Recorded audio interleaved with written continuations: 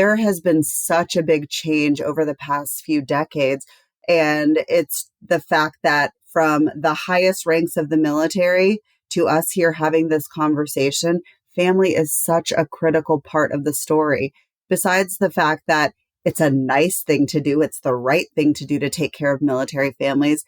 I think that our leaders also realize that those service members who are going into harm's way, they can't concentrate if they know that their family isn't being taken care of. They can't focus if they know that their family doesn't have childcare, health care, or even thinking in the worst case scenario, what will happen to them if I don't make it out of this alive? So I think the focus has really shifted, and rightfully so.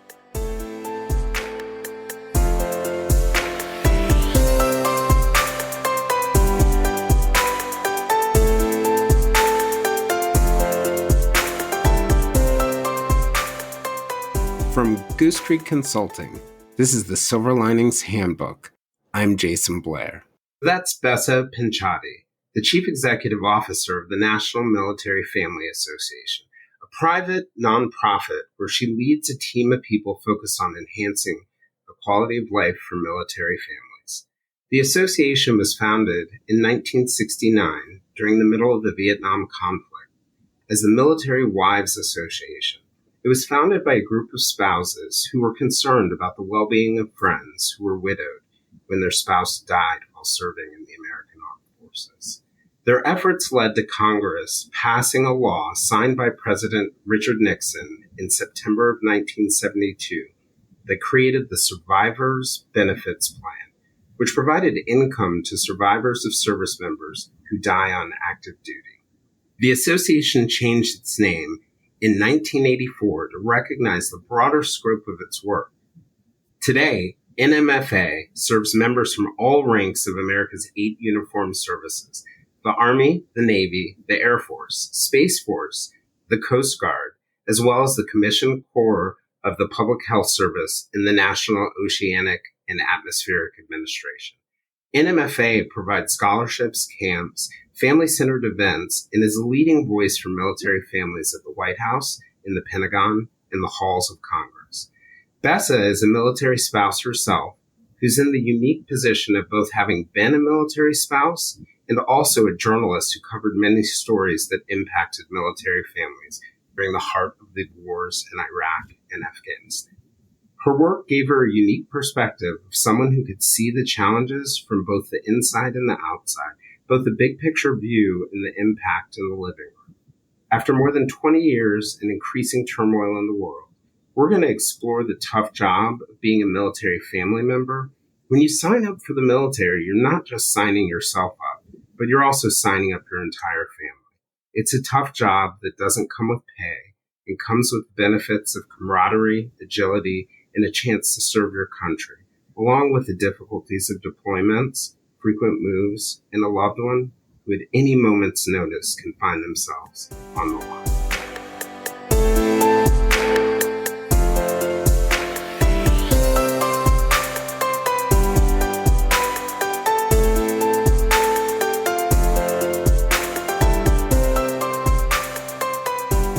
Hey, Besa, thank you for joining this conversation today. I'm really excited about the opportunity to talk about sort of an important topic. I think often, and it's probably not just with military spouses, it might be spouses in general or family members, but particularly in the military, that idea that you're not just serving, but your whole family is serving is something that I don't think we always appreciate.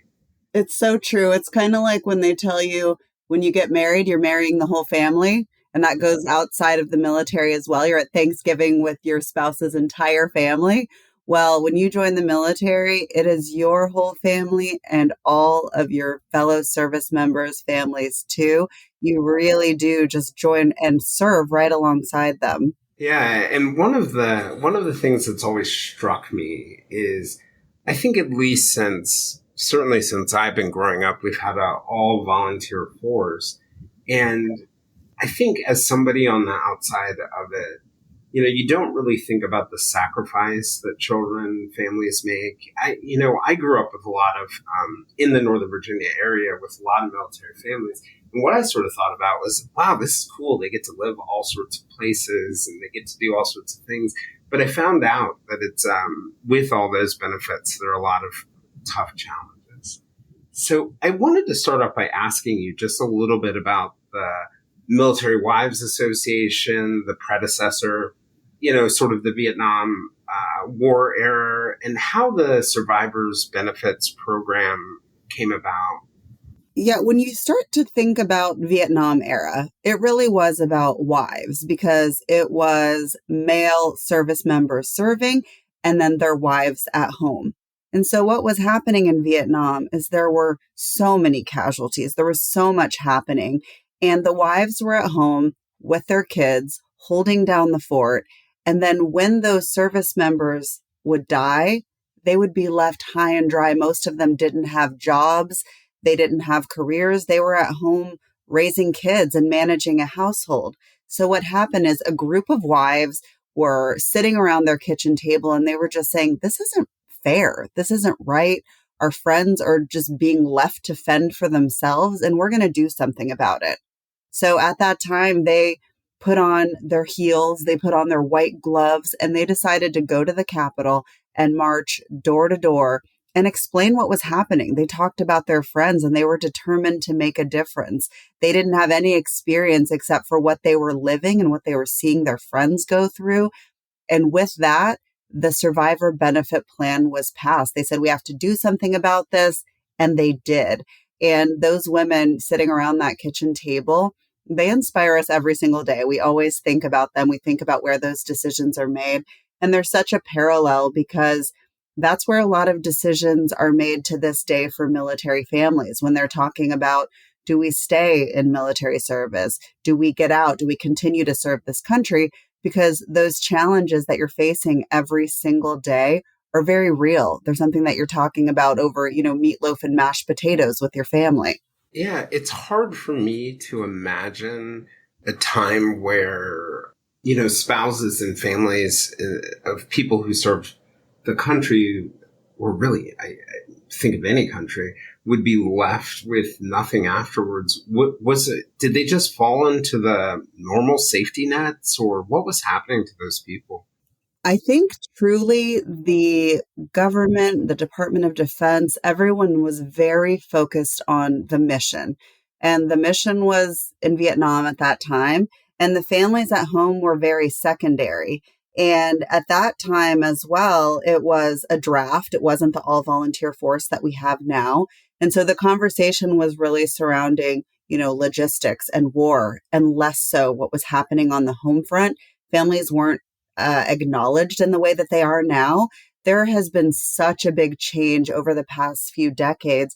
And it's the fact that from the highest ranks of the military to us here having this conversation, family is such a critical part of the story. Besides the fact that it's a nice thing to do, it's the right thing to do to take care of military families. I think that our leaders also realize that those service members who are going into harm's way, they can't concentrate if they know that their family isn't being taken care of. They can't focus if they know that their family doesn't have childcare, health care, or even thinking in the worst case scenario, what will happen to them if I don't make it out of this alive? So I think the focus has really shifted, and rightfully so. Where people have sort of realized that the people who serve can't focus on the mission if they're worried that their families are not okay. My dad was a Vietnam vet. I hadn't been born by the time that he served in the late 60s and the early 70s.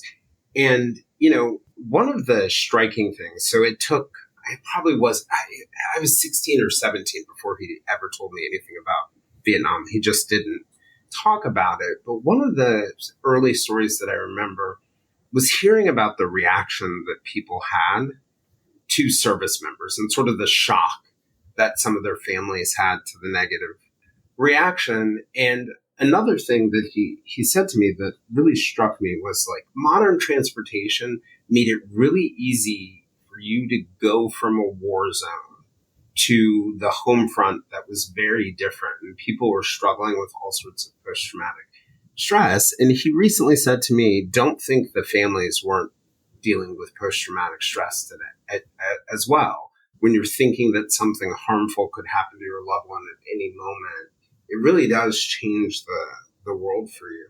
And it just makes me think that mental health is probably a focus and, all sorts of aspects along those lines.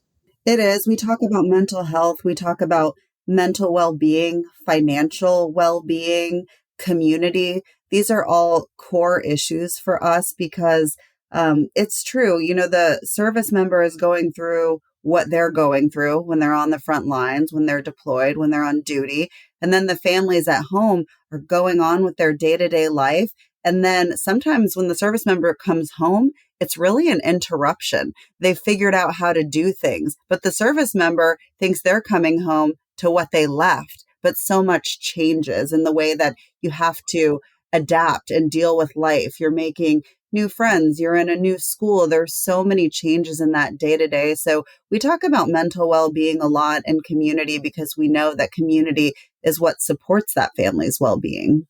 Yeah, that kind of acculturation shock that happens. I think about all the, movies or the TV shows that I've seen on, people in the military, and they kind of like, for the most part, with maybe one exception that I know, The Unit, which was a CBS show, they kind of leave out the family part of it. Mm-hmm. And, it's such a central piece of it. I wanted to ask you just a little bit about you and sort of like your career, how you ended up becoming a military spouse, your career in journalism. And I'm just curious about what you learned from covering military families from the outside while also being a part of one. Sure. So I actually grew up the daughter of an immigrant from Kosovo. I grew up in Texas and I spent all of my summers in Kosovo. And I didn't really know much about the U.S. military. My dad served in Kosovo, but it was for the Serbian Yugoslav army, which he didn't believe in. It was forced. So it wasn't something that we really talked about often. And when I was in college, the war in Kosovo started and the U.S. military came in and literally saved my family's lives. Their homes had burned down. I have cousins who died, aunts and uncles who were severely injured in the war. The whole country has since been rebuilt. But for my family, the appreciation for the U.S. military is huge, and for the whole country of Kosovo. And that's what I knew. That was the only thing I really knew about the military. And I was a journalist. I went to University of Texas and I started at a TV station in Austin, moved to San Angelo. And as part of my assignments, I was able to go to Kosovo a year after the war, and I was able to cover our local troops who were stationed there.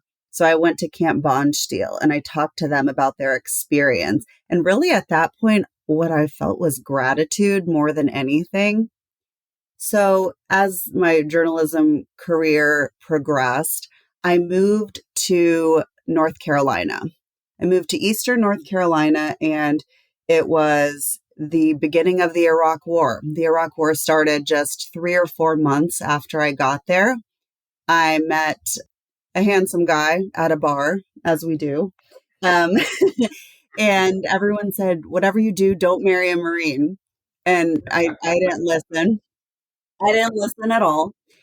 So I ended up marrying him. And it's funny, total side story, but my 7-year-old the other day heard me talking about how I was warned not to marry a Marine. And he said, you should listen because they were trying to warn you. Marines, they like to argue and they like to talk about World War II too much. Did Dad hear that? Yeah, he did. And he was laughing because it's very true. But we were starting our relationship. We got married. And then I was in this place where I didn't know anything about the military, but I was in a crash course because, Camp Lejeune was the center for the deployments at the very beginning of the war. And it was also where all of the casualties were happening. So part of my job as a reporter for an ABC affiliate there was that I was that person who would knock on the doors and see if a spouse or a family wanted to talk about their loss, wanted to talk about that Marine that they remembered. And it was, I think people don't understand how difficult it is as a journalist to knock on someone's door in that situation. it is, I would cry every day. I hated it so much. But at the same time, I kept doing it because those stories are so important. I mean, a lot of times people would just say, no, thank you. And I don't understand why you're here. That obviously happened. But sometimes it was, oh, thank you, because I want the world to know their story. I want to know what they did. I want to know I want everyone to understand what kind of dad they were, what kind of husband they were. So, I got to talk to a lot of people about their lives and about their experiences. One of the ones that I remember most was a woman named Janina Bitts, and her husband, Staff Sergeant Michael Bitts, was one of the first Marines who was killed in the war. And I went to her house and I said, do you want to talk? And she said, no. And so I said, okay, well, here's my card if you ever do. And as I'm walking off, she lived in a trailer with her 4 young kids. As I'm walking off, some of the journalists from national and international news organizations were there. And a photographer climbed up the side of her trailer and took a picture of her giving her kids a bath the day that she found out her husband was killed. Oh, wow. Yeah. Um, And it's different because when you're reporting in a community, you become a part of that community. But when you swoop in from one of the national organizations, you're not there every day. So maybe you don't understand the intricacies of everything. But it was terrible. And Janina called me not too long after that, and she wanted to talk about her husband, Michael, but she also said she wanted to do something about this because it was really bothering her that happened. And so she was the military spouse who started advocating for a 24-hour period before they would notify the press about Right. Between the the point casualties. the family gets the notification and the press gets it. Right. And that wasn't the case then. So she and I got to know each other over the years. She actually ended up marrying another Marine. She moved back to her home country of New Zealand, and we're still in touch because her story really meant so much to me and it inspired me. And I got to know her and her family and what they were going through. And there were a couple of families like that. There was another one named Jerry Ensminger, and he was there and he talked to me several times about his daughter who died due to cancer caused by water contamination at Camp Lejeune Oh, wow. in the 80s. Well, all the way until now, he's been fighting and advocating for that, for families who went through that. And I saw him at the White House at the end of last year at the signing of the PACT Act. So some of those people I met and those stories really came full circle for me, both through getting to know them then and now my work at National Military Family Association.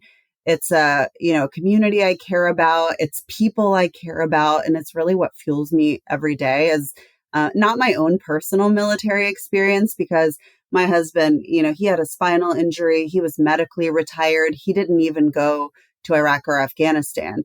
And he hates that. I don't hate that. I mean, I'm actually thankful for that, but it's not my own personal military experience that inspires me. It's the experience of all those people that I met along the way and that I continue to meet. Yeah, what you were saying just made me think about the idea. The Vietnam War, I think it ended in 1975. And, in between the period of the Vietnam War and the invasion of Afghanistan, like we had military conflicts that were like a couple days, like Grenada in 1983. And there was, special operations stuff in Central America. And then, what happened in the Balkans and Kosovo and Bosnia was really sort of like an air war. And those were sort of like formative years for me. And I had a really good friend, one of my closest friends in high school.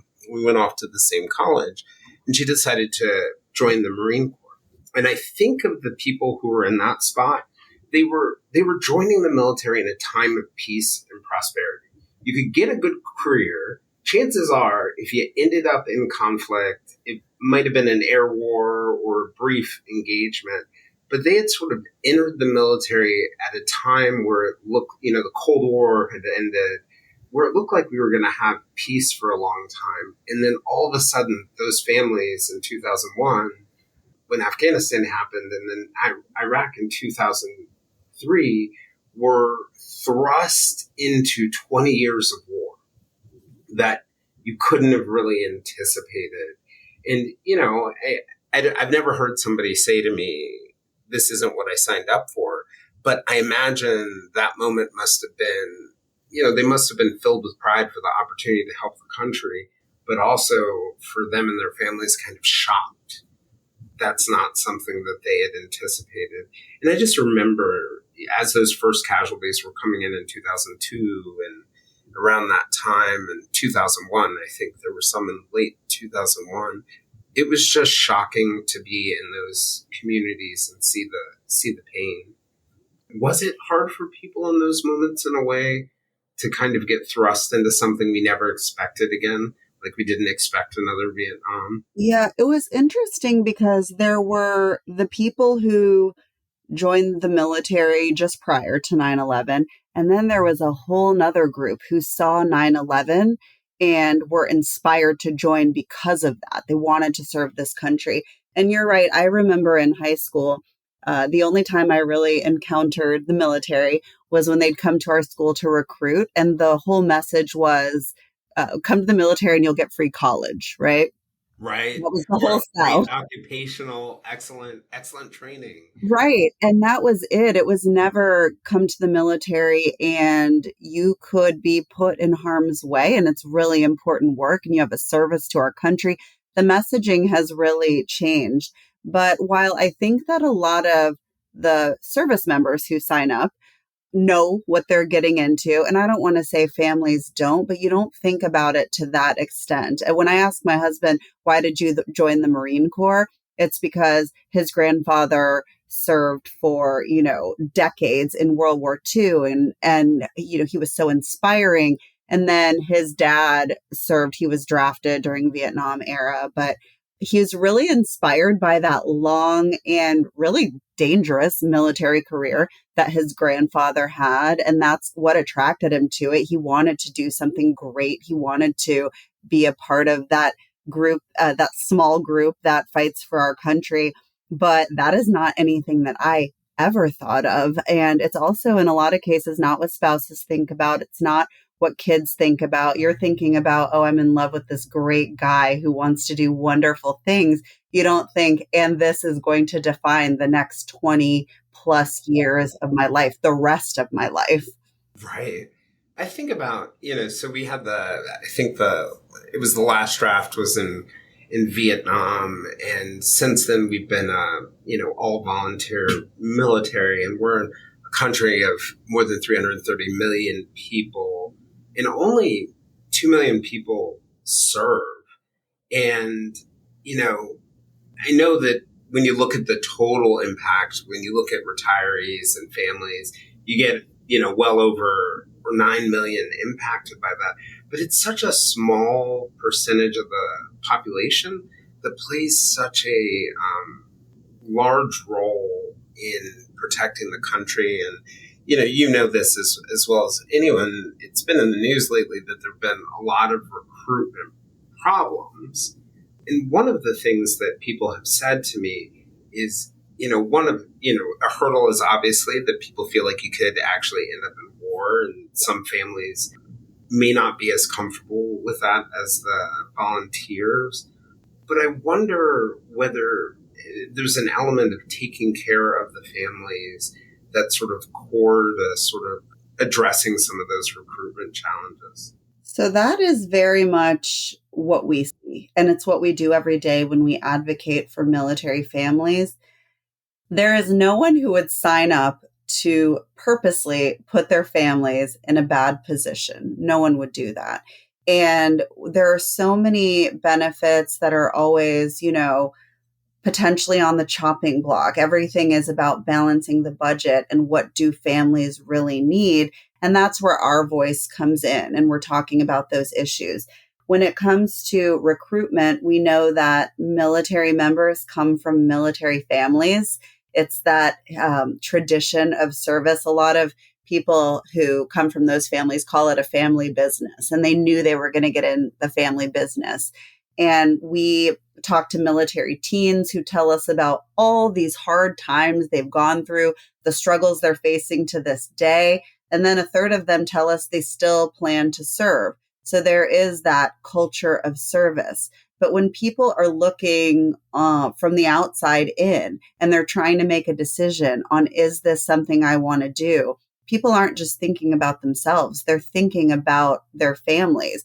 Do I want to move my family every 2 to 3 years? How will I be supported when I do that? How will I, the spouse, be able to maintain a career? And not just because those are my hopes and dreams, but also because in today's America, it really does take two incomes. So many families are food insecure. So many families are struggling to find childcare, to get the mental health care that they need.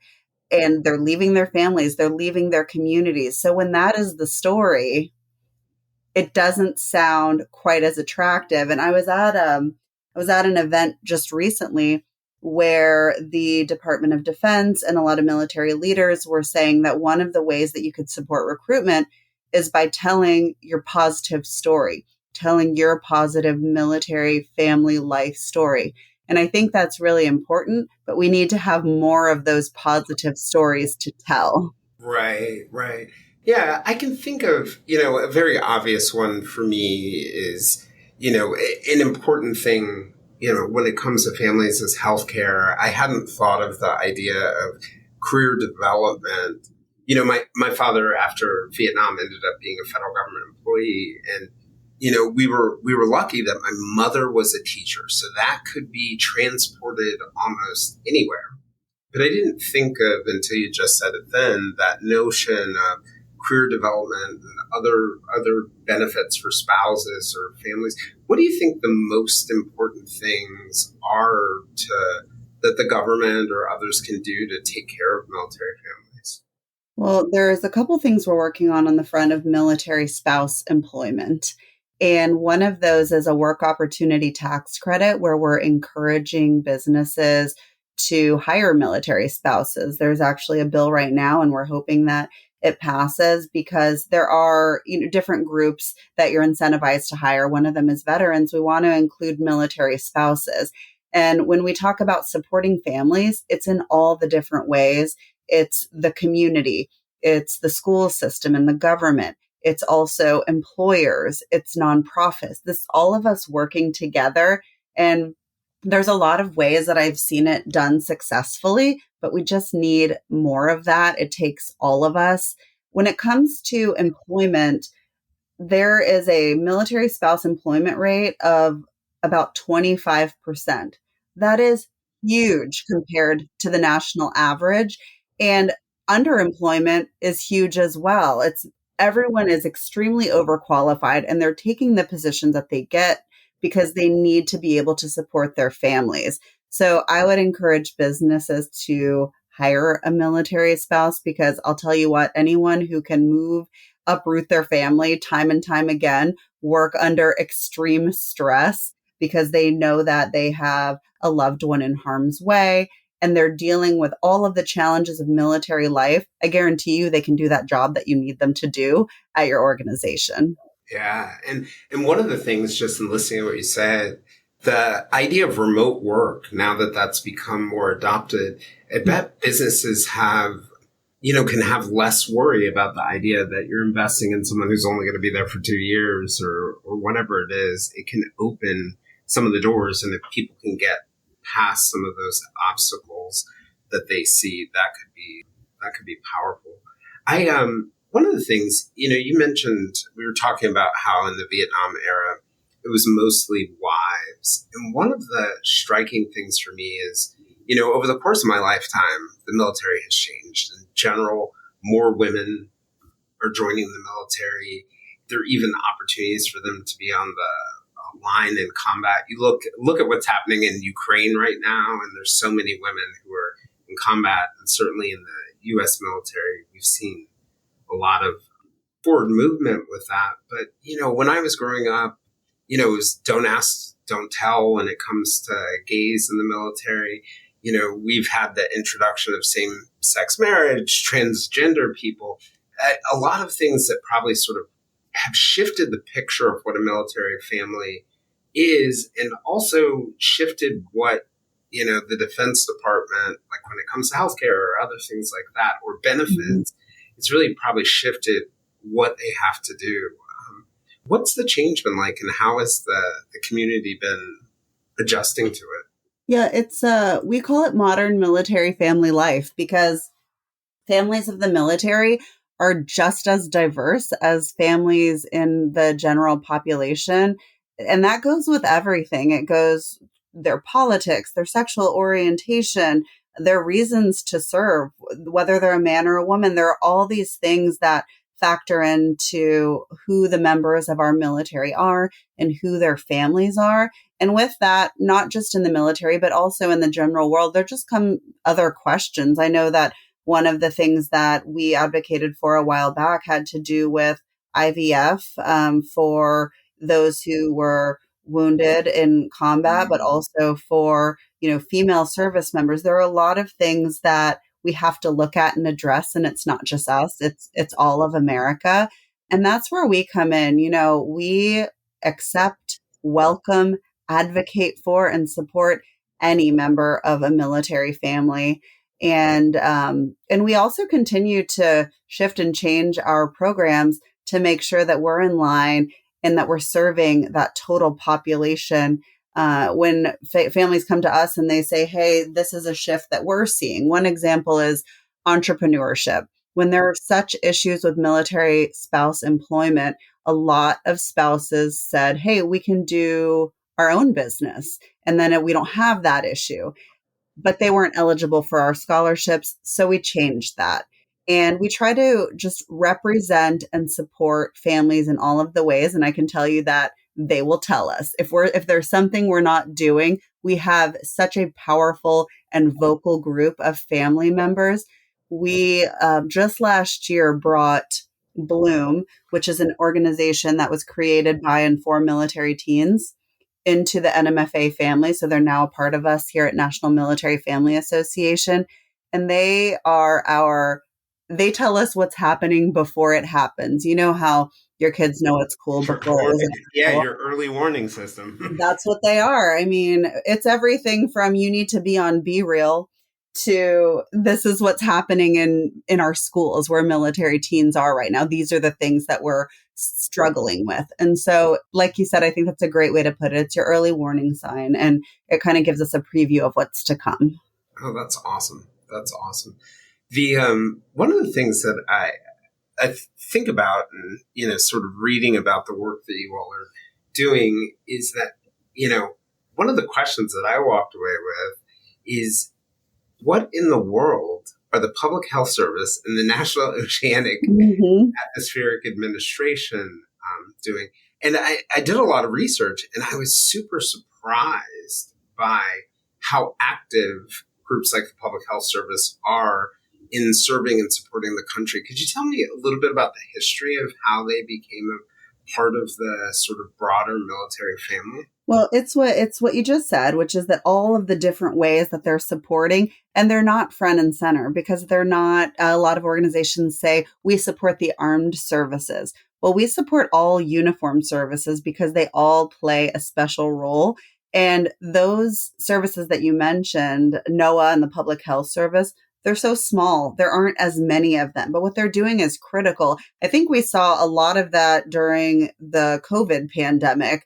It was, the Public Health Service was front and center in a way that we hadn't seen them before. So just knowing that they play a critical role, their families play a critical role. And a lot of times they're not seen, they're not recognized. So we want to make sure that they are also cared for in that same way. Yeah, I know a senior leader who is a part of the Defense Department, the Defense Health Agency's response to the COVID pandemic. And I had known her for about 2 years. And, I was convinced she was in the Navy. I was convinced she was a Navy captain.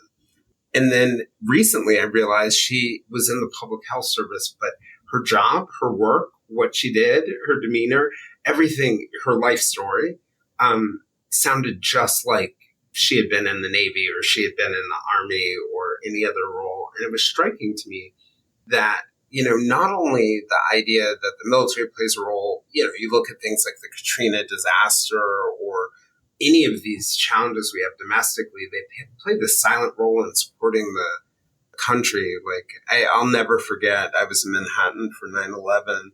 And there were two moments that strike out to me, or three moments, where I felt a great sense of peace. When the fighter jets first flew over my head and over Manhattan. The second one was in the evening when the train started running again. And the third one was when I was walking through the train station and there were National Guard members standing there. And, it's hard to even describe the comfort of each of those moments, and to even think about the sacrifice of the fighter jet pilots whose families had no clue they would be in the air that day, or the National Guard members who were just living their life and all of a sudden were called to New York in the moment and, asked to be away from their family for such a long time. And it made me think, like, what are we giving back to these people?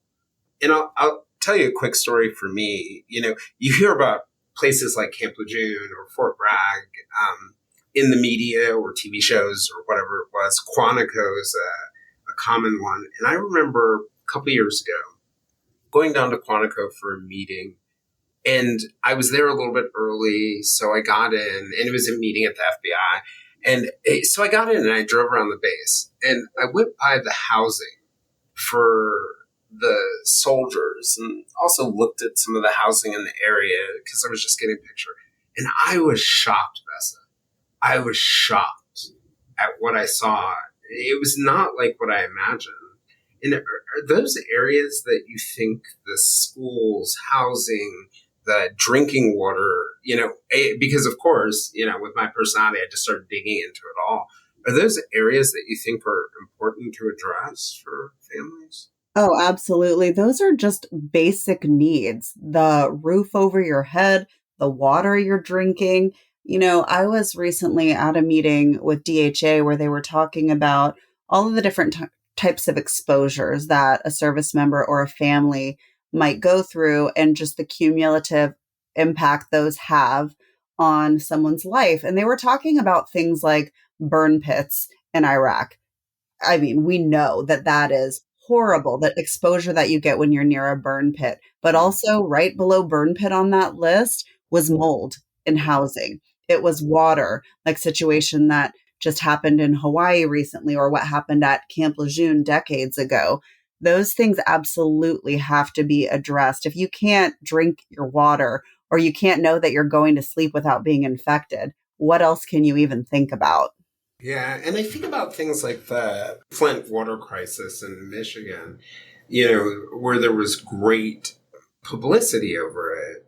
And, as I learned more about what was happening in military housing, I wonder whether we've just somehow become a little immune to it as a broader public about, not just the hardships of going to war, but some of those hardships of us as citizens, as taxpayers, as the people who elect elected leaders and then our elected leaders, of not really investing in some of those things. Is there something that, like, we as citizens who are not a part of the direct military family, but they're the ones who support and protect our families, is there something that we can do in terms of advocacy or something else that would benefit military families? Yes, we love our civilian advocates because if you care and you understand, that even means more than if we as military families do, because it shows that you see us and that you understand the sacrifices that are being made. This is going to sound really simple, but if you follow us, National Military Family Association, on Facebook, you will see, or on Instagram or any of the social media channels, you will see information about the issues that we're working. You will see things that you can write your Congress member about.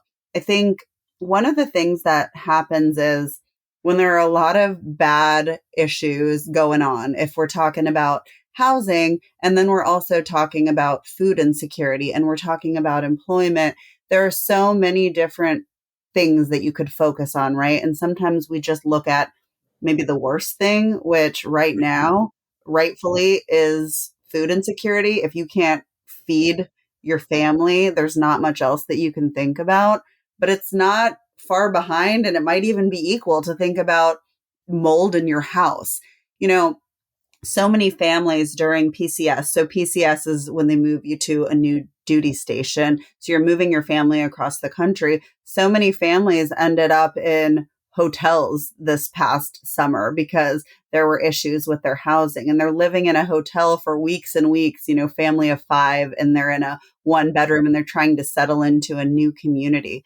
So I think the important thing to do is to pay attention. And there are so many things to pay attention to. But when you follow the organizations that are doing the work and they're reminding you of those things, it can be front and center in your mind too. And it's something that you can notice. And it can be something as simple as what you were talking about, talking to your neighbor who is a military family and talking to that military spouse and understanding what they're going through, taking an interest, and then those opportunities to support will come.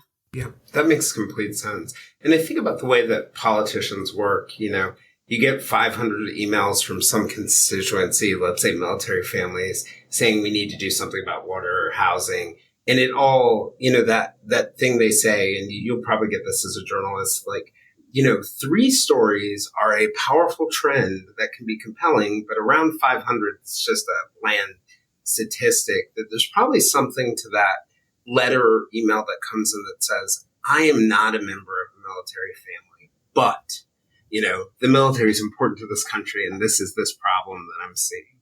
One of the things the flip side of the coin is I imagine that there are probably some real joys and benefits to being part of a military family, in addition to all the downsides. And, if you were sitting in front of a bunch of prospective military families making the case for the upside of it, what would you tell them? Well, one of the things that we hear over and over again from military teens is that opportunity to see the world.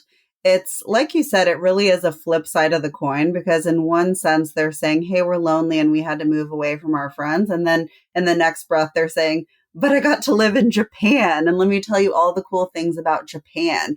Or, let me tell you about when we were in California. Families who are in the military are very worldly. It gives you opportunities that you wouldn't otherwise have. And there are also some parts of military life that are just so memorable, so personal. And some of them may sound silly, but we recently asked military teens, what's one of your favorite memories of military life? And one girl told us it's because her dad always cuts her birthday cake with a sword every time he's, in town. And everyone related to that. They were like, yes, that type of thing. Even if it's, like my 7-year-old said, telling us way too much about World War II, you learn so much being a part of a military family and, that appreciation. And the other thing I will say is the community of military family members. You want to talk about someone you can call at 2 a.m. and they will show up for you. It's military families. It's just part of the culture. So if you want great friends, if you want worldly kids, if you want that feeling of service that you really can't get anywhere else, there's something about knowing that you're doing a great thing for the community around you. It also builds a lot of great life skills for military kids and teens. Sometimes, my husband coaches soccer and there will be a kid on the team who's just always on time. They're always getting it done. They work hard. They're friendly to everyone. And my kids will sometimes say, I bet that kid's a military kid, because they have those qualities that you gain by being exposed to being a part of our military community. And that's great, too, that your kids take such pride in being a part of being a part of something, being a part of a military family. And I imagine, people who grow up in military families with moves and other things like that probably have an easier time adapting, probably have an easier time making new friends or just opening more doors. A resilience, I guess, is what I'm getting at. Yes. Yeah, a resilience that you don't normally see. So if I were to make you president for a day, and you had a great just one day, okay, just one day, and let's assume you have a really compliant Congress. I don't know what's happened, but a really compliant Congress. Mm-hmm. What would you like to change? Like if I gave you a day to be president. I want our military families to have the benefits that they were promised and that they need to continue on in this military life. I want to make military life something that you don't have to pay for, but it's something that pays you. You're doing a great service to our country. And if Congress could pass policies that take care of our families in the way that childcare is provided, there's food on the table, it's healthy and it's nutritious. When you need to make a doctor's appointment, you're able to make it. And also, I think Congress could do some work on educating the entire American public on the sacrifices made by military families, to talk about it more often, to put it front and center, not on this day when I'm president, but in all of the days in the future. Right.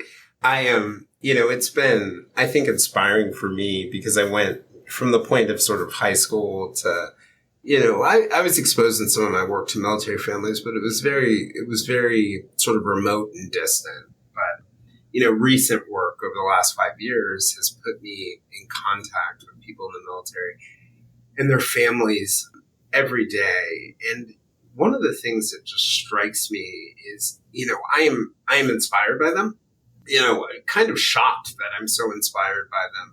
But I'll get invited to, let's say, a promotion ceremony or something like that. And I will meet somebody's spouse and kids. And as impressed as I am by their service member, I am totally impressed by their kids and their spouses.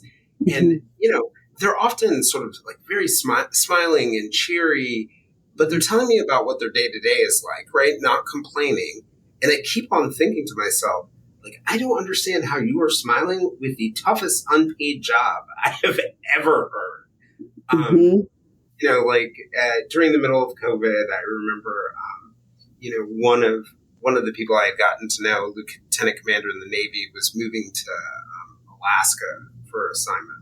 And his wife was working the logistics of traveling the United States, entering Canada, quarantining, moving all their things through multiple channels, ensuring their kids got their healthcare appointments that they needed, because this wasn't going to be like a 2-week process. It ended up being a 6-week process. And she was on the phone with military folks. She was on the phone with State Department folks, Canadian folks, companies. And I just thought, like, how are you doing this all with such a smile? Do you think we could draw some inspiration just as people from military spouses and military families? Oh, absolutely. I get that inspiration every single day. There's a member of our leadership team who is a military spouse. She's one of the she's not hard. She's a hardworking person. She's one of the hardest working people I know. And then you know what she does after she works hard all day and does all the things for us? She goes and designs sets and costumes for her kids' play for dozens of kids. And she's sending me these videos and I'm thinking, why don't you have a Tony Award? I mean, just absolutely incredible. Yeah. And, they're also, if you want to get something done, ask a military spouse. So many of the family members who work at NMFA came here because we worked with them on something. We have a team member who couldn't get some specialized formula that she needed for her child and was spending tens of thousands of dollars of their own money that they didn't have to feed their child, came to us. We worked with her to advocate through TRICARE, and then not only got it covered, but during that meantime, she always tells a story of how a case of formula showed up on her doorstep. Oh, wow. And it's families helping families and then wanting to give back. I don't know how many interviews I've done with team members at NMFA that have said, I want to work here because you helped me and I want to do that for someone else. And, you talk about the kids. This is another soccer story because soccer is life over here at our house. But my daughter, she'll play for different teams and she'll do different things. And she has one girl on her team who's a military kid, active duty, and moves all over the place. And she told me that one of the things she has loved and has learned from her is that this girl named Tegan will go up to the different team members on these brand new teams, wherever they are, and shake their hand and say, "Hi, I'm Tegan. What's your name?" And, this is a 12-year-old. She's so ready for life. Oh, that's so awesome. I think that's a great place to close, but I wanted to give you a chance to see if you had any closing remarks or anything that you want to share. Now, I just want to thank you, Jayson, for shining a light on this important topic. You mentioned the small number of family members who serve with their service member. It's 1% of our population, but that 1% plays such a big role, and they do it for all of us every single day. So just noticing them, seeing them, supporting the families in our community. And like I said, engaging with groups like ours, National Military Family Association, so that when issues do come up and we could really use your help and we could use that powerful civilian voice that you have to support the cause, we would love to have you in our community. Thank you all for this conversation with Besa Pinchotti. We're looking forward to being with you again on the next episode. I'm Jayson Blair, and this is the Silver Linings Handbook.